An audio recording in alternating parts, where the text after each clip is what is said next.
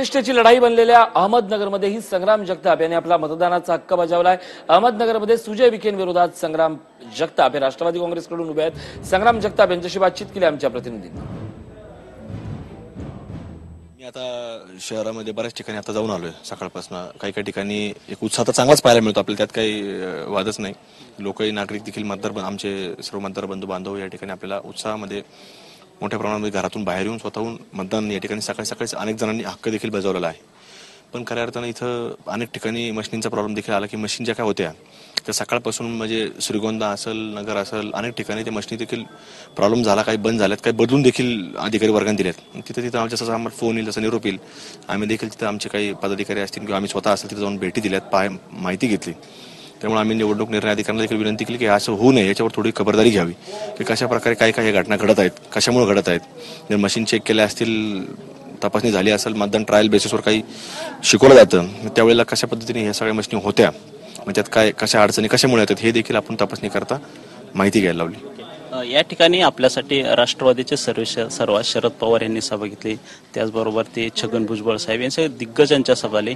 या सभांमुळे कितपत फायदा होतोय, काय वातावरण निर्माण झालंय? नाही, ह्या सभांमुळे फायद्याचा विषय म्हणजे कसं असतं, शेवटी पक्षाचे ध्येयधोरण असतील किंवा समोरचे जो पक्ष सत्तेमध्ये आहे त्या पक्षाच्या वतीने काय ध्येयधोरण म्हणजे आश्वासनं दिले गेले पण ते पाळले गेले नाहीत, कुठल्याच प्रकारचं आश्वासन पूर्तता नाही, तर हे मुद्दे पक्षाच्या नेते मंडळींनी प्रभावीपणे ज्यावेळेस सांगतात त्यांना वरिष्ठ लेवलचे जे काही अंतर्गत ज्या गोष्टी असतील त्यांना कागदपत्रासहित पुराव्यासहित तिथं त्या देशाच्या पातळीवर काम करायचं हे माहिती असतं। त्यामुळे त्यांच्या वतीनं मांडणं हे जनतेपर्यंत योग्य दिशेने मांडलं जातं, तर त्याच्याकरता त्या सभा झाल्या, त्याच्याबरोबर निश्चित रूपानं शेवटच्या माणसापर्यंत त्याचा इफेक्ट आपल्याला पाहायला मिळतो। आज पातळीसारख्या ठिकाणी ज्यावेळेला मुंडे साहेब आले, धनंजय मुंडे साहेब, तर त्यांनी देखील जी काही तिथं भूमिका व्यक्त केली की मुंडे साहेबांच्या नावाने जे काही मंडळ होतं ऊसतोडणी कामगार महामंडळ, तर ते बरखास्त झालं, हे जे काही मुद्दे असतात हे मुद्दे नेत्यांच्या वतीने प्रभावीपणे मांडणं गरजेचं असतं आणि ते त्या माध्यमातून ती माहिती मिळते लोकांपर्यंत जाते की कशा प्रकारचं उलटं कामकाज या सरकारचं चालू आहे। खरं तर महामंडळ स्थापन करण्याकरता सगळ्या गोष्टी घडत असतात, त्यांनी बरखास्त झालं, हे धनंजय मुंडे साहेबांनी विषय तिथं मांडला गेला। नगरची निवडणूक अत्यंत प्रतिष्ठेची आहे, कारण या ठिकाणी पंतप्रधान नरेंद्र मोदी यांची सभा झाली, त्याचबरोबर मुख्यमंत्री देवेंद्र फडणवीस यांची सभा झाली। यामुळं काय परिणाम होईल? नाही, त्याचा शेवटी मतदारांनी आज निर्धार केलेला आहे की हा आपला माणूस या ठिकाणी पाहिजे, जो काम करू शकतो, वेळ देऊ शकतो, ज्याला विकासात्मक विजन आहे आणि आमचं काम इथं नगरच्या जनतेने पाहिलेलं आहे।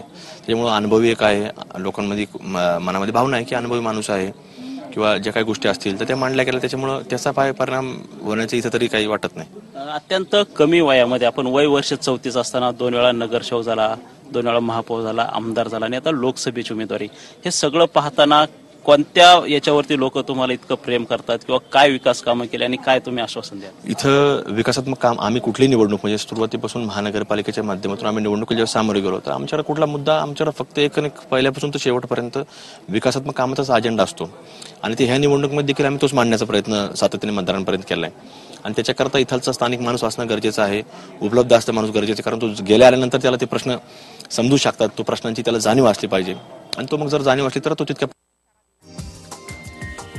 हा व्हिडिओ तुम्हाला आवडला असेल तर असे आणखी व्हिडिओ पाहण्यासाठी TV9चं YouTube चॅनल सबस्क्राईब करा, बेल बटण दाबा, ताज्या घडामोडींसाठी लॉग ऑन करा tv9marathi.com।